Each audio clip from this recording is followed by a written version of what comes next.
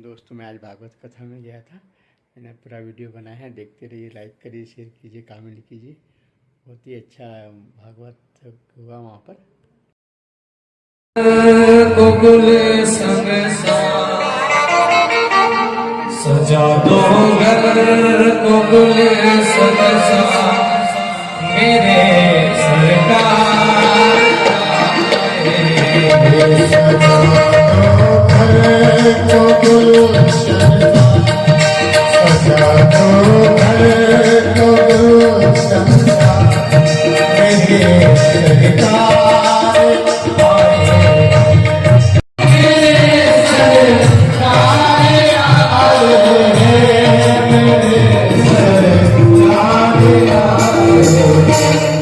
लगे कुटिया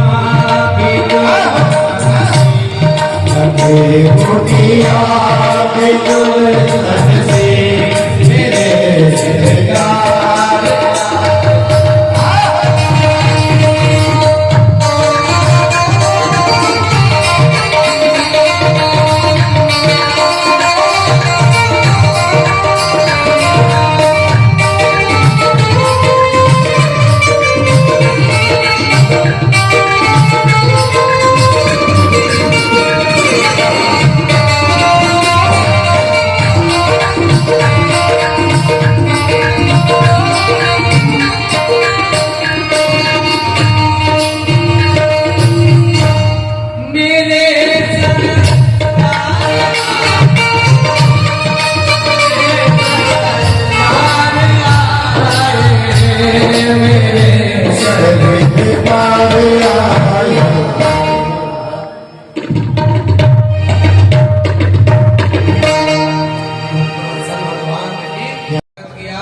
सबसे पहले वो धोबी मामा के पास गए तो धोबी मामा से कहा, अरे मामा प्रणाम।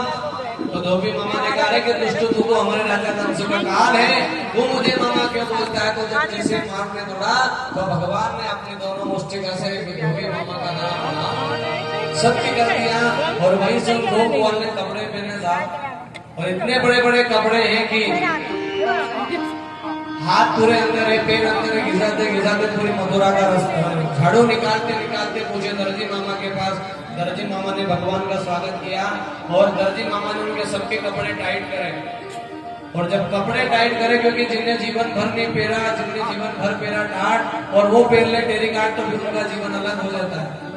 तो वो दर्जी मामा ने कपड़े टाइट करे, अस्तीन जो भी था सब भर गया। तो दर्जी मामा को आशीर्वाद दिया कि मामा तूने हमारे कपड़े सुधारे हैं, तूने हमारी दशा सुधारी है, तो जा तुझे आशीर्वाद देता हूँ कि तेरा कपड़ा चाहे 100 रुपए का हो, लेकिन उसकी सिलाई 350 रुपए होगी। तो आज आप कुर्ता सिलाने जाते हो या कपड़े सिलाने जाते हो तो दर्जी 550, 600, 800 भगवान को चंदन लगाने जाती थी। तो रास्ते भगवान ने प्रणाम किया कि सुंदरी तुम कहाँ जाती हो। तो सुंदरी ने कहा कि मैं तुम्हें सुंदरी कहाँ से दिखती हूँ, 3 जगह से तेरी हूँ। बोले मेरे हाथ का चंदन जो है वो कंस महाराज को अच्छा लगता है। कहते हैं कि सबरी ने कोई ना वेद पढ़े, सबरी ने या कोई वेद पढ़े, गोपी ना गई कभी पाठशाला, और गजेंद्र ने कभी मंत्र ना पढ़े, और कुब्जा ने चंदन विषडाला। याद रख रहा है, दुनिया में चूना लगाने वाले और चंदन लगाने वाले, चूना लगाने वाले और चंदन मिलता है, और पूड़ी बनाने वाले अनेक मिल जाएंगे, लेकिन बिगड़ी बनाने वाला सिर्फ सावरिया से। और उन्होंने पूछा कि आप कौन हो? के बोले मैं यशोदा का लाल हूँ। जैसे भगवान ने स्पर्श करा कि वो कुब्जा थी, वो सुंदरी बन गई। और जब जाने लगे तो वहीं फिर एक बार सुंदरी कहती है कि अभी हमने जी भर के देखा नहीं। कि साहब 5:30 बजे हो सके 6:30 तक कथा जाए, क्योंकि आज के जिन्हें कल को सभी साथ में जरा देर ठहरो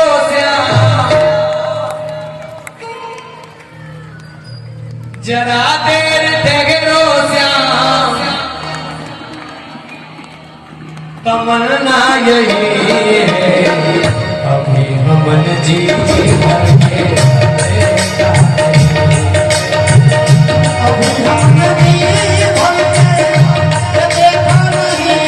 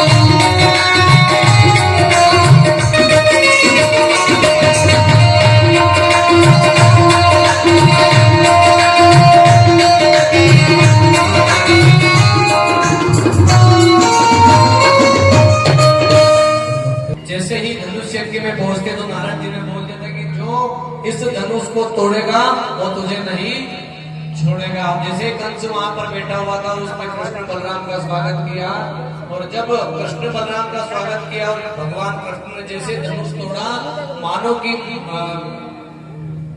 जितने भी उनके पहलवान थे, चांडो और मुष्टिक, सबने भगवान के साथ मल्ल युद्ध किया और एक एक करके समस्त राक्षसों को मार दिया और जाकर के पहुंच जाते कंस के सिंहासन पर। कंस का मुकुट निकाल देते हैं और कहते हैं कि मामा आप बता, तो जैसे केस पकड़े तो कन्हैया से कहते हैं कि कन्हैया मेरे केस छोड़।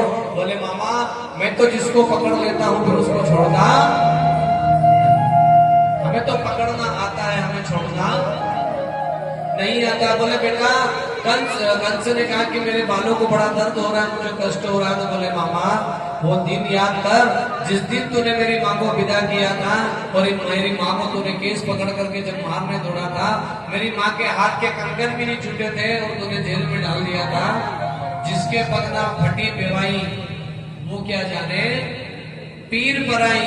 और जैसे ही भगवान ने कहा कि अब तो पकड़ना आता है, बोल क्या किया जाए, मार दिया जाए कि छोड़ दिया जाए, बोल मामा तेरे साथ क्या सलूक किया जाए। छोड़ा और भगवान ने अपने दोनों मुष्टि ली और लेकर के और कंस का बात बोले, कंस निकंदन भगवान की जय हो।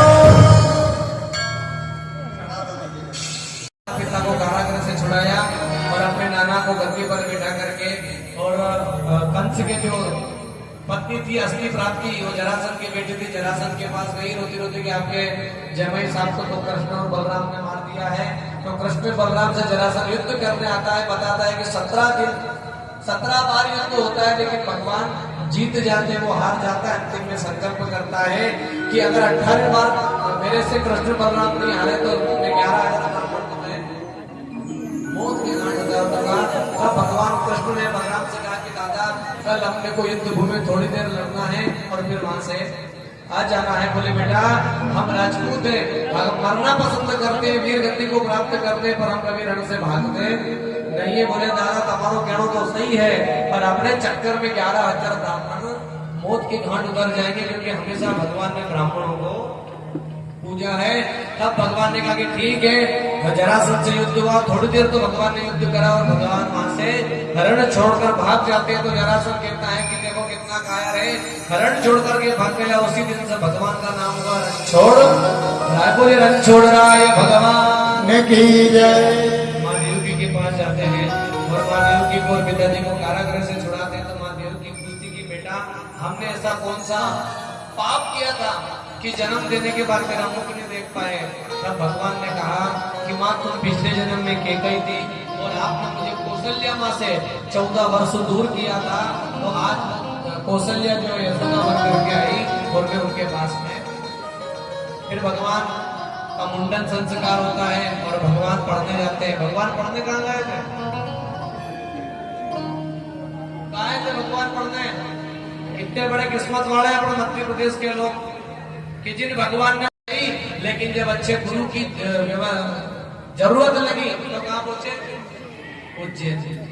तेरे असंख्य नाम है क्या नाम पुकारो, तेरे असंख्य नाम है क्या नाम पुकारो, दर्शन जो कर रही थी उस नजर को निहारो, दर्शन जो कर रही थी उस नजर को निहारो। ये प्रेम की ये ढाल और भावों का है दिया, ये प्रेम की है ढाल और भावों का है दिया। मैं आरती उज्जैन के महाकाल उतारा, मैं आरती उज्जैन के नगरी में महाराज शांति बलि के आश्रम में भगवान ने 64 कला प्राप्त करी। वहीं पर एक सुदामा नाम के मित्र से उनकी दोस्ती होती है।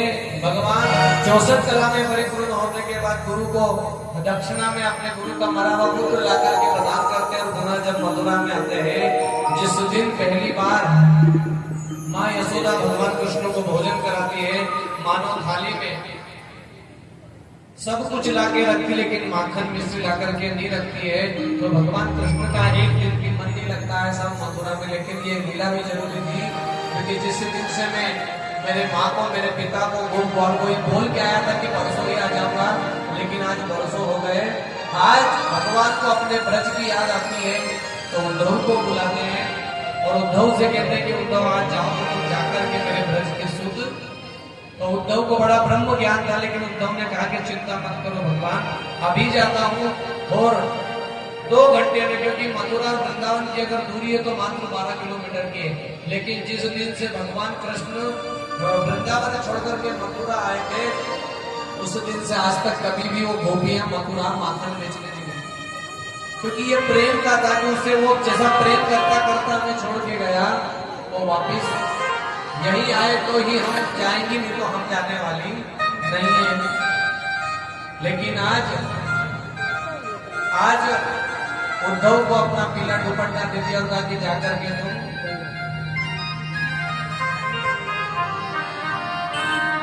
आज आप हम सब भी यहाँ पर बैठे हैं, हम सब कोई ना कोई हर गांव से है, कोई बेतुल। ये वक्त का परिंदा रुका है, मेरा पागल जो इसको बुलाता, 4 पैसे कमाने में आया शहर, गाँव मेरा मुझे याद आता, गाँव मेरा मुझे याद आता। वक्त का परिंदा रुका है,